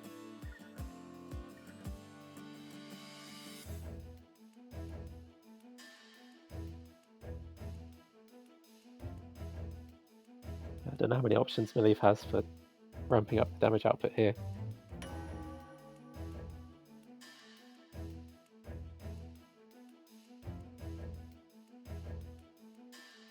All right. Hey, welcome back. What have I missed?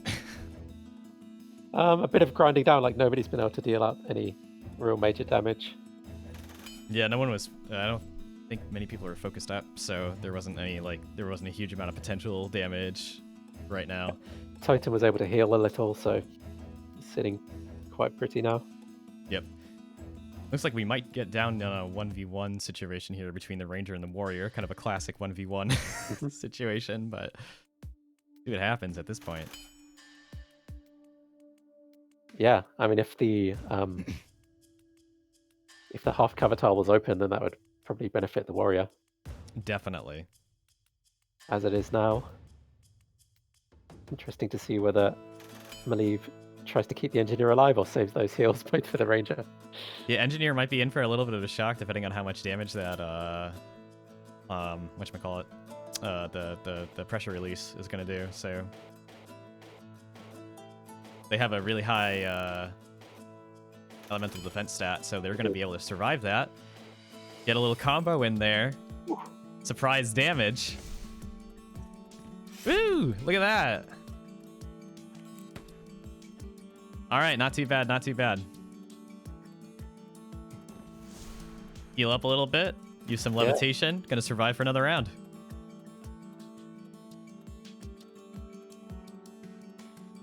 I think this is gonna be a close one.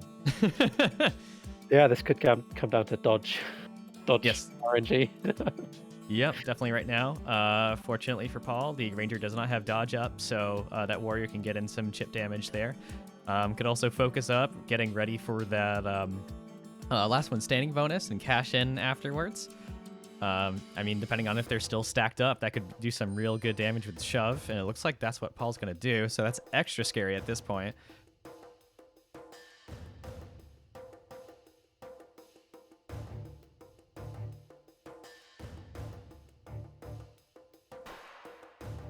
Paul probably wants that heal, but doesn't want to be put in range of the arm hook, so Yes, that's very true. opts to stay there. There's another heal as well though down at the bottom, so that's also an option. Like in the front, this one right here. So this consumable heal is decent. This is not.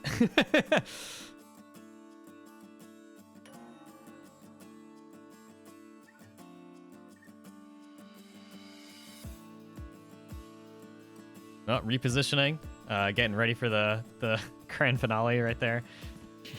Gonna heal up to 18 there. Gonna push the engineer back in the turn order, back behind toteming again.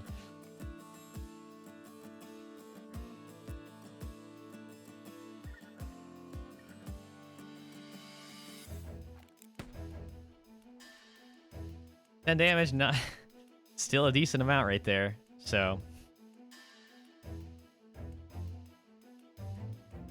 Paul's gonna have to figure out what he wants to do here. Because jumping onto that heal spot right there is not ideal, as it puts Totem in range of being pulled by arm hooked by the engineer rather. I'm not sure what exactly is if it's worth it or not. The difficult question. Yeah, Totem's already not within super easy killing range. Yep. I mean, of the engineer who's up next, at least. Well, the thing is, the engineer is getting supported right now by the ranger, so they will be able to do enough damage, it seems. Oop, got pushed back in the turn order there. That's only useful if Totem survives here. Mm-hmm. So it looks like we're going to see an arm hook into that corrosion and then plus get supported by that ranger. So we're going to get arm hook damage, we're going to get support damage, we're also going to get 5 damage as soon as Totem starts their turn again. So that, I think that's enough. Like, yeah, I definitely think that's enough, actually. Oh, yeah, that's more than enough. So this is going to be an interesting one because it is going to get the engineer will survive here. So the engineer needs to play kind of a conservative game in order to stay in there without taking any damage from that warrior. Definitely have to use levitation, but every time they use levitation, they're gonna take some damage. So they are on a timer at this point. Yep. I mean, with the ranger near full health there, Melee's team is looking pretty decent, but a charged up warrior. Yes. With last man standing bonus. Yeah, it's gonna be this is gonna be a pretty dangerous situation for Melee. So she's gonna have to really think about how she wants to manipulate where the warrior goes and where they're gonna how to eke out the most damage, because a couple of unlucky hits by evasion failing can really seal the deal, unfortunately. So Ranger focusing up there.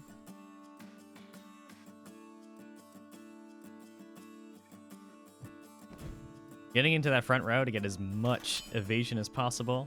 So the engineer is now has taken 4 damage from that levitate. So next time they're going to take 5, they're going to take 6, they're going to take 7. So they're going to have to hop onto those health drops in order to keep up. Thing is, the warrior has full health, so actually hopping onto those health buffs right now aren't super useful.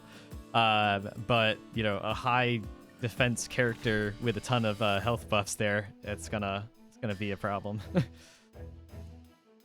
Yep. Interesting. This is the point where we'd often see field kit, but yes, it feels like maybe that's redundant now. But it also gives you the damage boost, so it's very true. Interesting if it changes like the end game strats for the ranger at all. Woo! Look at that health pickup. I'm not sure if that was intended, but check that out. I mean, it triggers the trap, so I feel like it should collect the health pickup as well. That's cool. I like that. I wasn't even thinking about that interaction, to be honest. That's actually really cool.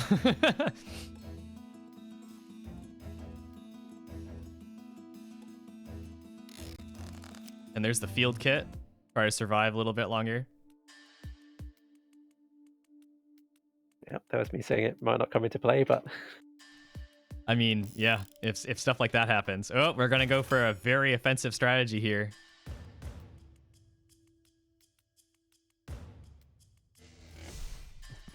All right, consuming that health buff right there. We're gonna take a little while until they respawn. I love that though. Forcing the enemy to get healed. Like, Yeah. it's a great little interaction. You want health, you get health. When I want you to get it, yeah. Yeah, exactly.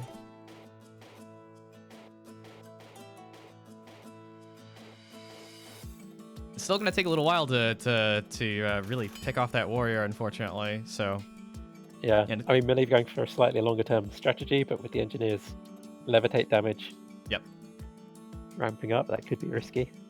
yep, definitely. The warrior can just consistently push out damage, so becomes a little bit of a problem. So we might get into a stalemate situation where if the ranger goes down, then the engineer by themselves might not be enough damage to knock out the warrior, considering the health drops here. Yeah. So I guess Paul has another thing to consider, which is there are certain positions where he can't be arm hooked, which means the engineer doesn't have a basic ranged attack and would need to come in for melee. Like, maybe that's significant at some point. Yeah, that's true. All right, getting some extra damage there. Trying to finish off this warrior, but gonna be hard pressed to do so, I think. Especially since there's another health pickup, getting them up to 31 health. So this is gonna be difficult. We might be seeing a little bit of a longer match.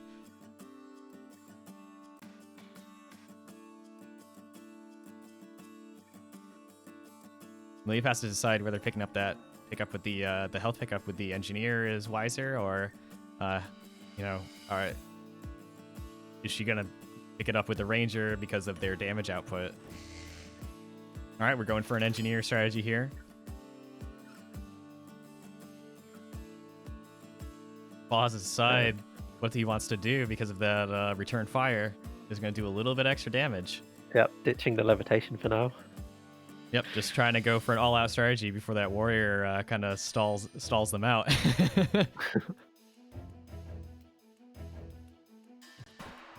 All right, back up to 31.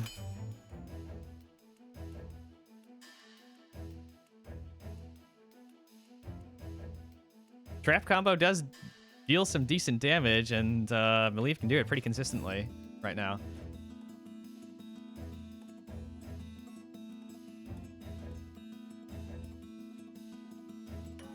Leaf's gonna have to move one of those characters out of there, though, because they can get absolutely just shoved to oblivion at this point. So it's gonna be rather unfortunate.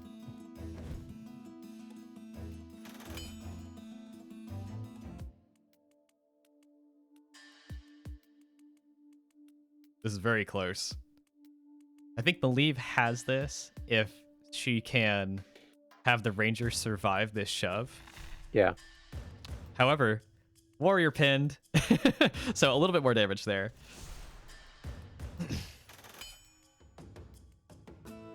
So engineer is not available to be targeted there. Also, oh no! Unfortunately for Malieve as well, that health drop is right in that poison, so that's rather unfortunate. That's this might seal it right here.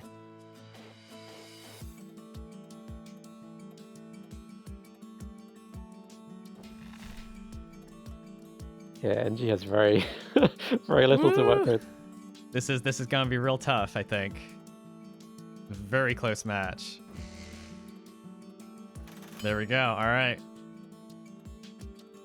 Leaves engineer really needs to output some damage in order to make the most out of this. So.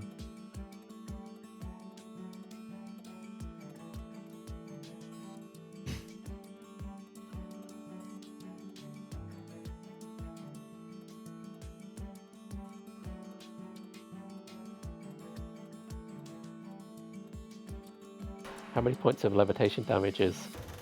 Should be 5 or 6, I believe. Should be 5 or 6 at this point. Breaking that defense down a little bit. That's going to help in the long run.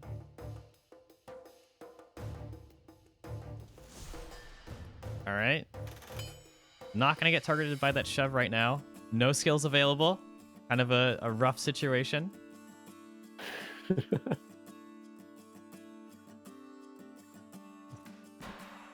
Definitely gonna move, get up to 29 health there. Taking 8 damage. I am absolutely corrected on how much damage that levitate is gonna do. So it's going to do 9 and 10. So after 2 more turns, and you will be down from...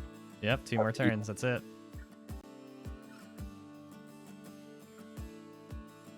There's another health pickup ready for Paul to just hop right on there. So, yep, that's yeah, Maleev. That's what I thought was gonna happen here. The warrior is just gonna stall you out eventually. Yep. I think Maleev could have had that if that dodge went the other way. It was just like 3 or 4 health difference between surviving that and getting a ton of trap combos off on the warrior, but yeah, I think the warrior would, yeah. The other key moment there was the positioning of the berserker to get tunnel vision on Bolt. Yes. Because Bolt hang on and dealt, I don't know, like 30 odd damage or something in those last couple of turns. Yep. Yeah, I also think having 2 health pickups on the battlefield is a lot. It doesn't seem like a lot when there's like 6 characters running around, but when you're down to those 1v1 situations, it can really elongate the game a little bit. So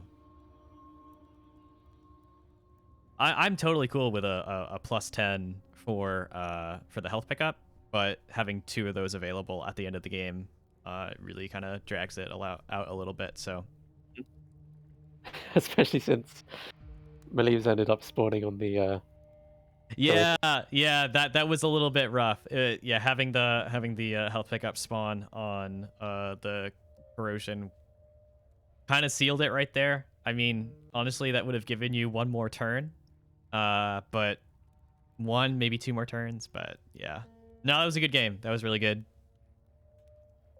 But yeah. All right, I think that's gonna wrap up a really good, play session today. Saw some cool stuff. Maleev, how did you feel about the last match aside? How did you feel about the new terrain objects?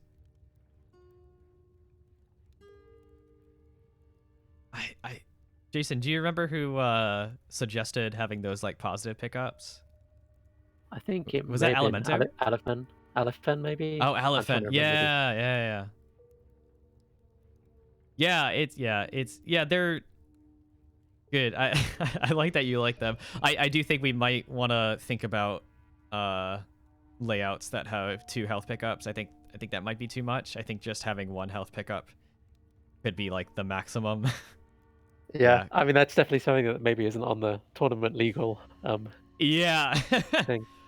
Yeah, I just think even from like a balance standpoint, not even from that, but just from like a match length standpoint, having 2 of those health pickups really elongates the match. So yeah, I mean at that point there were 4 stage elements with 3 characters, so you have like 7 like positional things to worry about only on your side, and then you have like 7 positional things at the start of the match on the opponent's side as well. So yeah, that battlefield was intentionally kind of just packed. Yeah.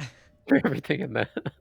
Yeah. So I think maybe when we're thinking about this stuff, like we're still figuring out like how much stuff is overwhelming, how much is not. And it's starting to look like maybe like 3 things going on at once is probably like, yeah. I feel like that match was right on the threshold. I think like it was. Yeah. And of course, like some effects are more like disruptive than other effects as well. So it's gonna take some getting used to like balancing those layouts. So I think a fun thing eventually at some point would be to give playtesters like Jason. I'm doing terrible things right now, but You're committing me to work. No, I'm not committing you to anything. But you know how people can like generate seeds for some like randomly generated game kind of stuff? I wonder if there's a way to have some kind of like layout like designer type thing Yeah. like just a really rough one, and have it generate like a code so you can just kind of like paste it in to like generate, well, not generate, but like save those and share those. I think the more that we allow people to be like, hey, here's like a cool layout that we've messed around, like I've messed around with, and I think this is really cool. I think that could be really fun. So eventually at some point. So yeah, we have tools on the back end, but yeah. Yeah. So Millie, was that mostly on the final battle there? I feel like the first ones, everyone was kind of thinking on their feet a lot more and couldn't just immediately see the optimal strat, but it seemed to play out in an interesting way, like an unpredictable but close and interesting way. Yeah, the last one was kind of just a bit of fun. Yeah, the last one was a little bit overwhelming, I think. There's so many things going on. Yeah, I think that the match would have shaken out a little bit differently if there were just one health pickup, but yeah, totem as well. Yeah, we might have like a hard cap depending on like the layout of like 3 things going on at once. I think having 4 things like on the battlefield plus characters plus placeable, especially when one of those cover is kind of like 2 objects in one. Yeah, it's basically 2. So, but yeah, we're still trying to figure out what's enjoyable, what's too complex, and figure out a nice little middle ground. I mean, I think that's a good bit of learning from this playtest, right? Like we've kind of pushed it and kind of found a boundary there, so I think that's useful. Yeah. Yeah, it's no, this is cool. I like messing around with this stuff. So we're just gonna eventually find like a good middle ground, and of course, like stuff will shift depending on what characters are available too. So some characters are more disruptive in terms of being able to place things on the battlefield, so that increases complexity as well. So also, I probably shouldn't speak too much about this, but some of this stuff may be more applicable to kind of single player than multiplayer. Yeah. big secrets, big mysteries going on with single player right now.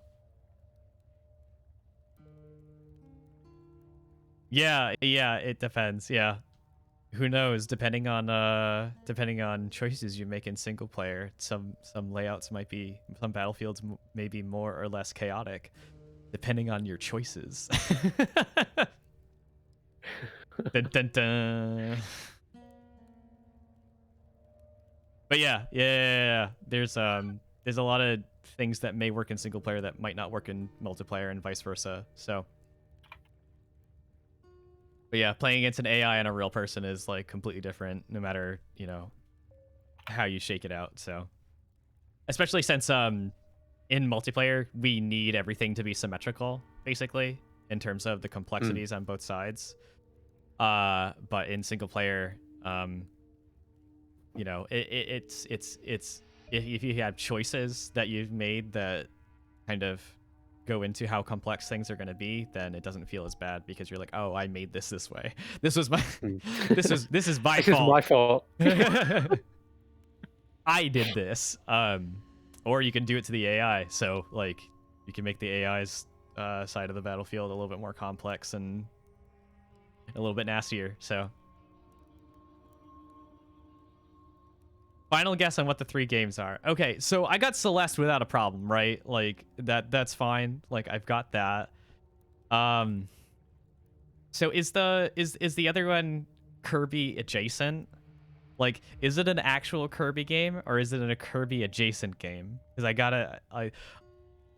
otherwise I'm probably not gonna get it. I'm probably not gonna get it regardless. But okay, so it is a Kirby game. Okay, an official mainline Kirby game. Okay. Can't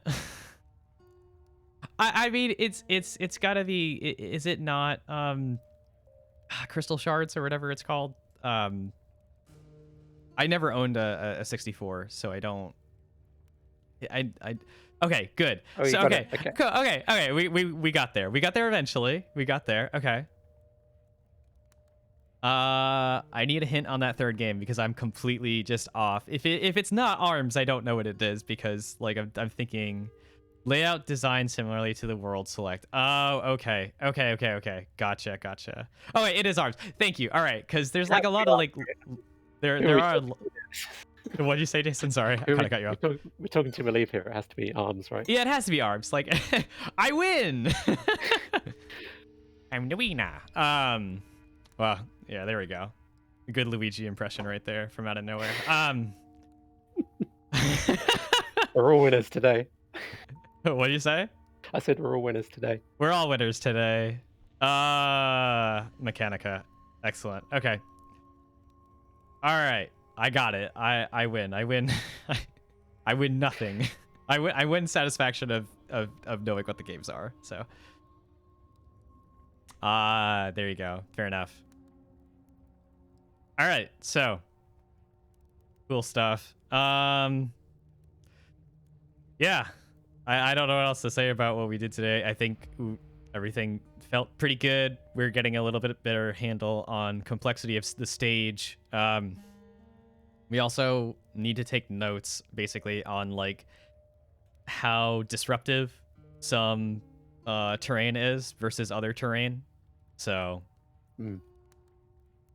yeah, like the positive ones were a nice contrast to the hazards. I felt like they provided the right kind of incentive to move around that we hoped they would.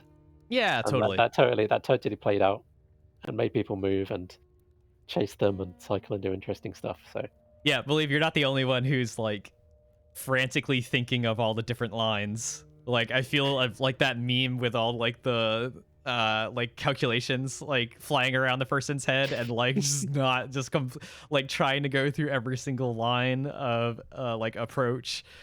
It's like it's really hard to do in 30 seconds or 45 seconds or whatever. That's hard to do. But I think like the key to this game is that we don't want it to be like a solved game. Like I never want it to get it to be to a point where it becomes like chess, where it's just like like people have just like memorized openers, and then like very rarely does it come down to a point where you know you have to make some like kind of decision that you're not sure exactly how it's going to go. Like I definitely need there to be like some kind of randomness and like a level of complexity that feels fair but doesn't feel like deterministic in order to be like solved for you. Yeah, I mean that's kind of like the difficulty with a lot of these games, that like there's no like execution difficulty with this. It's like you click on a thing and it goes. Like so it's gotta feel fair, but it also has to feel like there's uncharted territory. So yeah, people will find a way to do this stuff. I have no idea what Warwick's situation is in terms of like the opening gambits, because I think Warwick's has figured out some really good openers that just completely obliterate a character on occasion. So we have to react. We have to be reactive to the community, right? At some point. Yeah, no, totally. We can't just make a perfect crystallized game that never needs to be. Oh no, there's going to be changes, and depending on how the meta goes, you switch things up, and you know you just hope that the changes that you make are good and keeps things fresh and makes it so it's kind of like relatively balanced, but isn't so disruptive as it entirely changed the whole game. So yeah, like especially with all these objects, there's a lot of flexibility already. So I think different modes of play and all of this stuff that we can look to. Yeah, Final Destination, no items, Fox only. Like, yeah, we're hopefully we get into a situation where you know there can be a little bit of randomness built into the system, so that people like you know it's not like entirely deterministic. So, but hey, no, I'm glad that people are enjoying this. Yeah, I think we just need more people to come in and play with us. Like, come play a game with me. But I think we're gonna attract some more people into the game once we have like a visual overhaul, kind of like that big push. It's gonna be a little while, but bit it'll of a get there. semi relaunch thing. That's the Semi plan. relaunch, you know. Yeah, I'm excited for the visual overhaul. I think it's gonna be real cool. And things will like slowly start coming together in terms of like the visual fidelity, and then it's gonna look real cool. So, yeah. But anyway, all right. Well, I think we're gonna close it up for the day. I don't know what else. We'll get back to y'all on like what's gonna go on with the next patch pretty soon. So we'll probably drop some sneak peeks and all that good stuff. Yeah, I believe we'll definitely have a big fanfare. Oh, trust me. Like this is kind of like a really good opportunity to get some more people into the game, especially people like we want to catch people with the visuals and be like, "Oh, wow, what's that game? I want in on that." So yeah, no, but we really appreciate everyone who has come into this game really early when the visual fidelity is like down here, and it's gonna be like way up there pretty soon. Plenty of eye candy will happen. But yeah. Anyway, Awesome. yeah, heck yeah. Yeah, we'll see. We'll get some. We want to get like at least, in order for these like kind of like playtest sessions to go like pretty smoothly, we probably want like maybe like at least like 2 or 3 people in from the community on this stuff. I mean, I love playing games with people in the community, so like honestly, the more the merrier. So, but we'll get some more outreach at some point. So, but no, this is a really good time. All Cool. right. I think that's about it. So, I'll Jason, drop again, yeah, our- drop our links in there, all that good stuff. Our Twitter, our Discord. We are also on Steam, so everyone can wish list. That's really nice. Everyone who's done that so far. And yeah.